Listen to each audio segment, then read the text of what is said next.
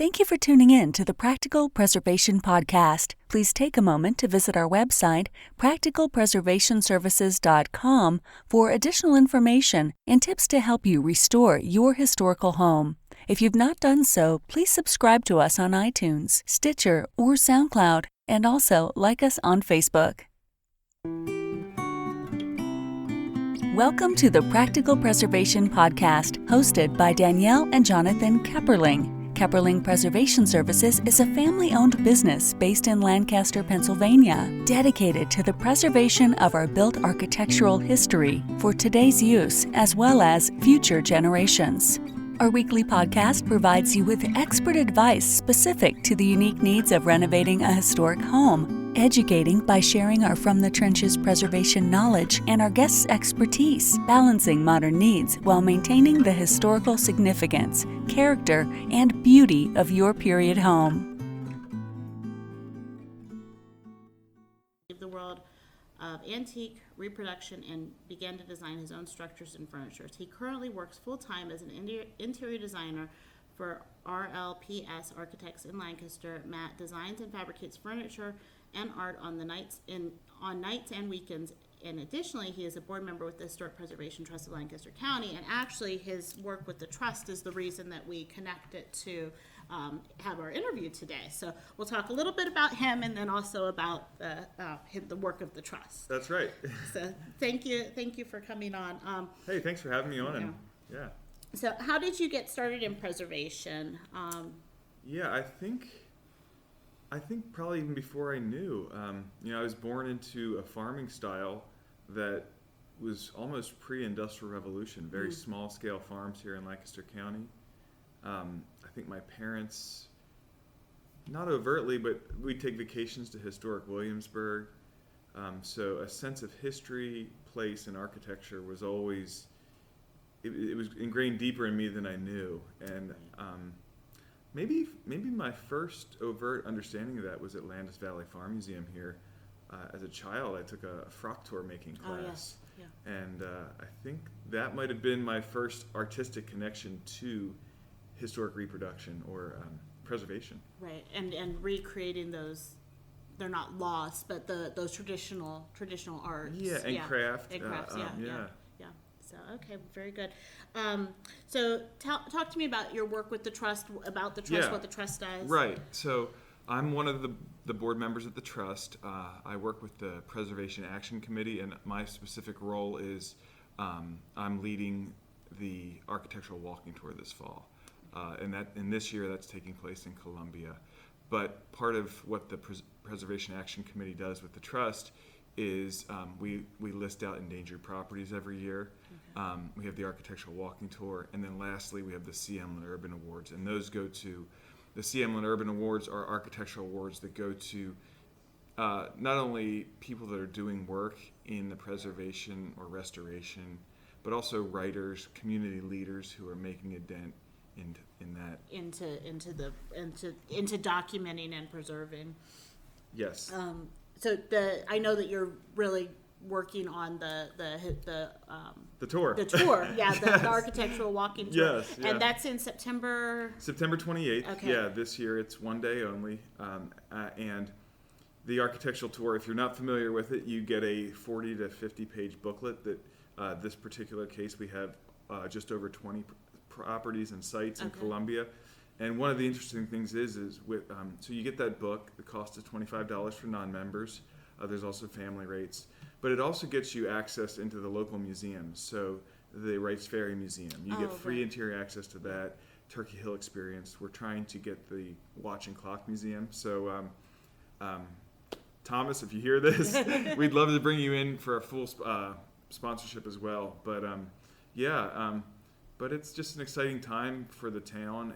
But more importantly, I think uncovering history that's sort of architectural, but sort of forgotten. And right. I feel like Columbia is a key to American history. I think so too. I took the tour that Randy Harris often organizes. I think that he's still doing it, but I think that you can go on it through the Mennonite Historical Society still. Okay. But it's the Underground Railroad Tour. Okay. And they start in Columbia. and that I never realized how rich that whole waterfront is in history. Yes. And how it's changed over the years. We just sort of assume that. You go down and stand on the banks and you can see the canals. And I would have never assumed that there were locks and canals there, and that there were shipping huge amounts of lumber there. So it's interesting, and even for somebody who's lived most of my life here, I never realized that until I took that tour and stood there and looked and learned about how all of these places work together. And then that tour actually takes you then across Lancaster County and then into Conestoga. You stop in Lancaster City and then you go all the way down into Conestoga. But it's that Columbia it's a gem that's kind of been overlooked for a long And we long get period into of time. that with the tour.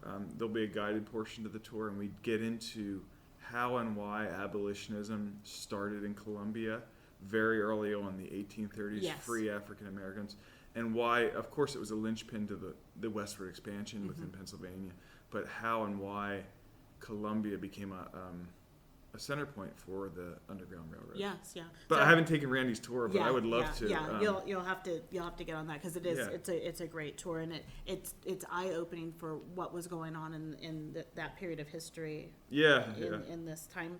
So, talk to me a little bit. I know you said you're on the advocacy committee. Yeah.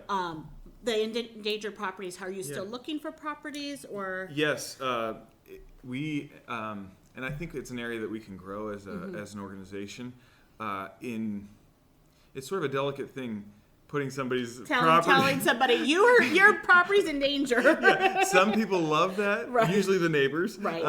But so we want to walk that line respectfully, but yeah, that's an area certainly for growth. The four big things on an annual basis that you can be involved with as a non-member or a member of the trust is the endangered properties, the walking tour, the CM-led urban awards, and then membership, being involved that way, which gets you a newsletter. Yeah. And then the Emblem Urban Awards, which is a famous architect in Lancaster City. Yes. I guess he worked outside the city, but he designed a lot of the turn-of-the-century buildings in Lancaster City. What types of projects are you looking for those nominations? I guess they have to be in Lancaster County. That's a great question. And I think, honestly, any project that involves tying history to architecture, whether that's landscape architecture, interior design, or architecture, whether you're a flipper that did something for under $100,000, and I hate to say flipper, or maybe a homeowner. We want to pull in all price points, is what I'm trying to say. You don't just need the big reveal. Right. You want people who are taking care and maintaining their properties. That's right. Yeah. I love that quote that you have on your. I was going to say Pinstagram. Your Instagram, Danielle, where it says maintenance is preservation. It is, and it just feels like that's where it all starts. It is. And so we're looking for commercial projects, any sort of project that is well done with good craft that recognizes history. Sometimes that's a full reproduction. Right. Sometimes that's an adaptive reuse. Sometimes that's getting a restaurant in the basement or the first floor of a building that's been closed to the public for maybe 20 or 30 years, but it's a historic building, and now people can have a beer in that building. And that's all preservation. I think that people take a very narrow approach, like it has to be a museum. I think it's broadening more so now. Yeah. But I was on Facebook, and I try not to spend tons of time there, but I go on to post things, and I'll see things, and sometimes I have to say something, and sure. I've been thinking about that in myself, like, should I just keep my mouth shut? But there was somebody had posted a rant about why are they putting an escape room in a historic building? Oh, I see. And I'm like, I said, not every building needs to be a museum, and if it's being used in a way that's not damaging the historic fabric, and the building's still useful, then it's not going to get torn down. Right, right. Well, it's interesting. That's a great point, because I think one of the main. This just came to my mind, but you think of the brewery up in Mount Joy, that is a historic building, an adaptive reuse. but the owners have really embraced the history of the place. Yes. And you can't go to that place without understanding the history. Yeah. But I don't know. No, yeah, Hopefully the escape room would kind of own that, I would hope so too. And I think that when people feel a connection to a place, the architecture helps like set that tone. But Absolutely. then once you start to learn about the people, then that's when you really feel that connection. Absolutely, yeah. I've been that. Things that I think about probably most people don't. Well, yeah, it is. Of course, museums can be done wrong that are perfect preservation, or quote unquote perfect preservations. Where escape rooms can be done wrong, but they can also be done well. And so we want to celebrate those wins, and we want to educate the public that they're happening. So that's why we have those to highlight. Architectural awards every year. Yeah. Okay. Very good. So do you? Working within the you use the endangered properties, the architectural history tours, the awards, and then those are the things that's how you're advocating for preservation and communicating to the public. Correct. Yeah. Also through our Instagram, that's grown over the years. As with everyone, it's kind of a good way to not only educate and inform, but it's a way to reach out, and it's a way that people can message us, hey, this property really needs some help. Oh, do you know the history about this property? Right. So those are the big ways. Yeah, and I think that too, people feel like they can. I think you get people who they're like citizen historians, where they're out like trying to find things for you too, which I think is a great way to pull people. We depend upon that. Lancaster has many municipalities, and in some ways I feel like this year it's been a turnover at the board prior to me joining, and I feel like we're finally have some good momentum, and so it's exciting because the history of the organization is vital to Lancaster City, Lancaster County, and we can get into the history. If you I was going to say it was a reaction to urban development. Exactly, yeah. And so I think that's a great way to kind of hold that mirror up to us. And are we close to, or we have passed the 50-year mark? For their trust? Shucks, so was it 73? So we're close to the 50-year mark. Yeah. No, in the 60s and 70s, these urban renewal projects, and the Andrew Ellicott House, which is where the trust is based out of, was scheduled to be wiped out. Just a wide swath in downtown Lancaster was scheduled for demolition.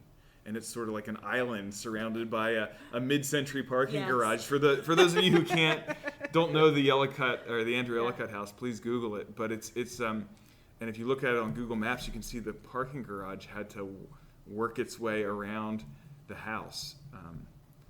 And I could talk a little bit about why Andrew Ellicott was important to America, if you don't already know. Yeah, I don't know if most people do. I didn't know until I was involved with the trust. So, yes, yeah. So Daniel, you're from Lancaster, but if you're listening to this and you're not from here, Andrew Ellicott was the land surveyor that laid out Washington, D.C.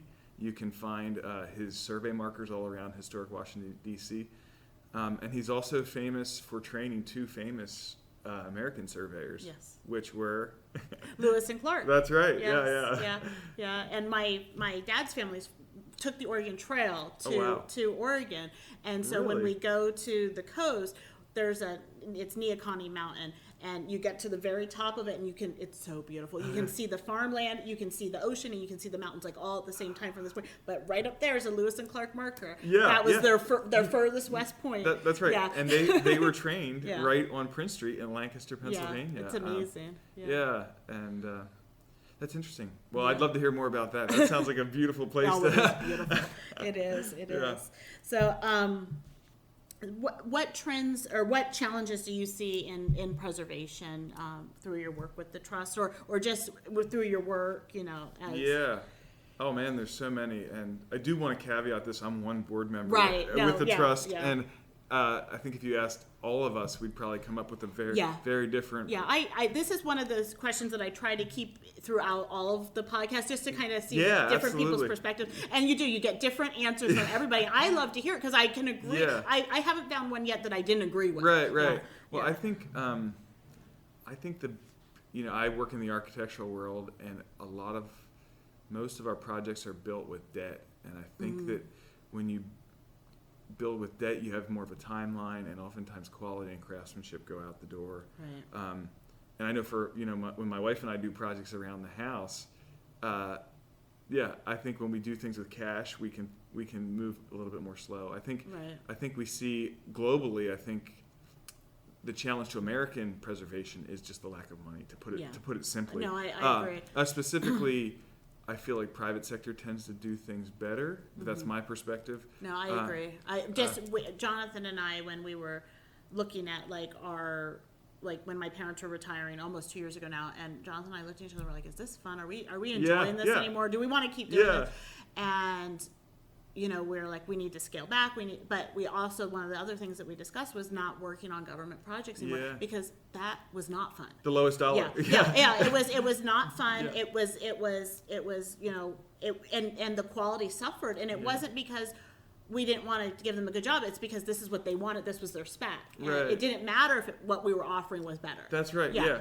Well, and I think of we've talked about this before, Danielle, offline, but an example of when American society had more, the private businesses had more money and did creative things with them is the 10-Hour House here in Lancaster. Oh, yes, yeah. And so this is an entrepreneur who had money and he wanted to think, hey, can I build a house in 10 hours? Right. And I could be wrong, but I don't feel like we see that sort of private sector architecture, design, and development experiments that are just extremely creative, and so and I think that's one small example. And I think some of that is because of the constraint of the needing the project to pay the bills. So you get that tension there. Right. It is a balance, and not everything can be perfectly craftsmanship. No, I know. Although I'd like to see a mortise tenon and a dove, a dovetail on every. You know what? Yeah, it is. Yeah. Yeah, it will. It will last longer. I was thinking about though your idea of the not just private versus public sector, but also the idea of having cash to spend. I think that makes it more real. Yeah. So then you make a better decision because you want it to last. You don't want to keep it hurts spending that money. You don't want to keep doing it over and over. You know what? As I get into a phase where I build a lot of handmade Windsor chairs. And, and I bought the good tools, and then I saw one tool. I was like, I think I can get the cheaper tool here, and it's not. And the handle fell off. Oh my goodness! And so you have to spend that money twice, and that's painful. And that applies to architecture as well. Yeah, it does. It does. And project planning, where if you don't plan it out, then you're going to redo things because you didn't plan for what needed to come next. That's exactly right. Yeah. So, have you noticed trends in preservation? So this is an interesting question. I was trained interior architecture and adaptive reuse. I think adaptive reuse, I love it, and I'm a huge fanatic of it because it merges contemporary abilities with historic, and there's always a balance there. But I think I'm going to take this question a little bit of a different direction, and a trend that really resonated with me. I don't know if you've heard of Zita Cobb. No, I haven't. She grew up on an island in Newfoundland, and she just talks about this, what did she say? It's the idea of a global network of intensely local communities. So the idea that a community could be intensely local and have a specific feeling, right? So in Pennsylvania or in America, not every community, but most communities have a Whole Foods, but not every community has a Lancaster Central Market, and that's true. The idea of becoming intensely local. And she was, like all of us are, a small fishing village in Newfoundland, and how do you deal with the Industrial Revolution? And these are big questions, but I think, and how do you grow responsibly without annihilating the parents? Right. And I think I think I want to research her some more because that's an interesting concept to me because regionally, I mean, we were looking at a project last year, and the architect's plans, I'm like, that looks like a Pennsylvania farm community. Yeah, yeah. And like, you could just look at it Yeah. and see, and you Yeah. can go, we're watching TV and I can see something. I'm like, that's the Pacific Northwest. Right. That's the Southwest. That's right. Like, every region does have its own feel. Right. And the architecture usually reflects that. But, when you get into that homogenization where Yeah. every town has, the same chain restaurants, and that you lose some of that. Yeah. Yeah. Yeah, and I think we want to keep, Lancaster. I lived out west as well for almost 15 years, and I missed the cheeses and the meats that you could get here in Lancaster County. Yeah, we have good food. Yeah. So I think that idea that, and it's not easy to do, especially you can imagine a small fishing village in Newfoundland. No, how do you that's how do a you struggle. preserve that Yeah. culture? It's a delicate, and just you don't want to make it just a tourist destination either. Right. And I think that tension is sort of the heart of preservation. And planning and Yeah. smart planning and putting things into place where we're going to not maybe develop quickly. That's right, exactly. Yeah. Maybe not doing Intentionally, maybe yeah. not doing the pragmatic thing, right? Right. Maybe, yeah. Having intentions. This is our goal. This is what we want to do, and then making decisions based on, does that get us to our goal? Yeah. That's very interesting to me. Thank you for Oh, bringing yeah. that in. You can find her talk on YouTube, but Okay. it's certainly a bump. Yeah, thank you. So how can someone get involved with the trust? Well, there's many ways to get involved with the trust. You can become a member. You can volunteer. You could submit. We really do depend upon people submitting newspaper articles, reaching out to us and saying, "Hey, tell me about the history of this building." The trust has a huge. One of the perks of being a member is that we have a physical archive that members can come and scan documents, and but also we depend upon the community submitting information about historic properties, Yes. and we record those in the basement. And that's one of the things that we encourage people to do. When you're finished with your project, your before and after pictures, your Yes. documentation, submit it to and we say the historical site because we're talking to people, but the preservation, I know that you have Yes. your archives, so when we're in Yeah. Lancaster County, we try, because then, 50 years from now, when somebody's looking back, like what happened here, what was Right. going on here, somebody can go back and say, oh, this was the project. Right. In fact, I was doing some research on a house in Columbia, and I don't even know if the owner knows this, but we have newspaper clippings from before when they owned the house. Oh, yes. And so I'm picking up tidbits about this gorgeous Queen Anne mansion in Columbia. We have the original architectural drawings, things like that, and then, an interesting tidbit is, the person that built it went broke and had to sell it for $1 2 years after. goodness. Just Yes. all this stuff Yeah, gets uncovered yeah. in these archives. So it's the kind of place that you could just spend a lot of time just going down rabbit trails that are fun. Yes. Okay. And then, how should someone contact the Preservation Trust? Well, I think the best way to contact us is via our website, Okay. htp.org. That's HTP as in Historic Preservation Trust. You can also email us at manager@hpttrust.org. And check out our website. Follow us on Instagram, Facebook. Instagram seems to be where a lot of the action's happening right now. But And And we I'll have make sure Twitter. all of those are on our Facebook. Oh, did you say Twitter also? Yeah, Twitter as well. Okay. Yeah. Okay. Yeah, I'll make sure those are all on the post for this Thank you, podcast. yeah. And then, is there anything that you want to promote? The architectural tours or anything? You can promote whatever you want. Yeah. Well, we are excited about the architectural tour. Apparently, the tickets are available now online. On the website? On the or- website, okay. historicpreservationtrust.org, or lancasterhistoricpreservationtrust.org. The tour is an exciting time. Typically between 500 and 700 people have come out to the Columbia tour, so it's a big turnout. Tickets will sell out, so go ahead and get your tickets now. We will only have a finite amount of brochure booklets yes. printed. So, and it is a high quality printed book. Oh, and they're we very have- nice. I keep them Yeah. in my office from Yeah. previous years. It's a great resource, and we're just excited about that event. In addition to the C. Emlyn Urban Awards, which are in November. So, those are the two big things. And if there's anybody that wants to submit a project, I know I just saw that come through the mail. Yes. Is it the deadline's at the beginning of August, so if there's any projects in Lancaster County. That's right. Okay. I can't speak to the deadline. Ron Okay. Funk would know. I President. just opened that envelope. That's the Okay. only reason Yeah, I know. yeah, sure. But I think it was in August. Okay. Yeah. But do they have to be completed within the past year? Is there rules for that? Within the last year, or sometimes 2 years are considered. Okay. But primarily it's a year. Okay, in Lancaster County. Okay. And if you know someone in your community that's done a lot of work to preserve and tell the stories of the architecture and the people in those buildings, please email us and reach out to us, because that's how we get our information. Okay, very good. Well, thank you for. Thanks for taking time to come.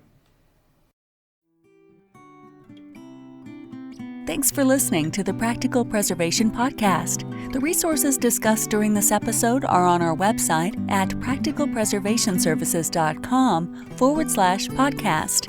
If you received value from this episode and know someone else that will get value from it as well, please share it with them. Join us next week for another episode of the Practical Preservation Podcast.